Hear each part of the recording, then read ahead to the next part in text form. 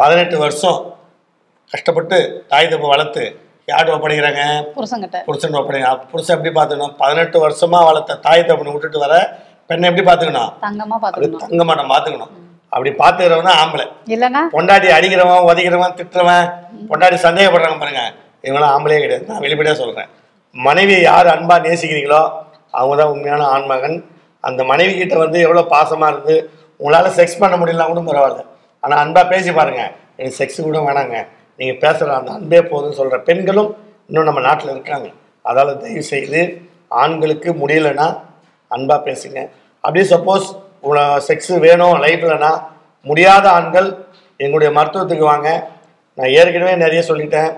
என்கிட்ட லேகி டைப்பில் வச்சுருக்கேன், காயக்கல்பங்கள் வச்சுருக்கேன், பொடி டைப்பில் வச்சுருக்கேன், மாத்திரை வச்சுருக்கேன், சூரணம் வச்சுருக்கேன், டானிக் வச்சுருக்கேன். இது எல்லாமே வேர், தழை, இலை, கொடி, மூலிகைகளால் சம்மந்தப்பட்டது. மரம் எல்லாமே வந்து பார்த்திங்கன்னா இயற்கை, ஹெர்பலால் தயாரிக்கப்படுது. அமுக்கரா கிழங்கு, நிலப்பாட கிழங்கு, பூமி சக்கரை கிழங்கு, கருடங்கிழங்கு, கோரைக்கிழங்கு, ஜாதிக்காய், மாசிக்காய், காசிக்காய், கடுக்காய், பூனைக்காய், நிறையா இருக்குது. எல்லா மருந்துமே ஆண்மை சம்மந்தப்பட்டது. அது இயற்கையான முறையில் நாங்கள் செஞ்சு வச்சுருக்கோம். அது இயற்கையான முறையில் கேப்சூலாக பண்ணி வச்சுருக்கோம்.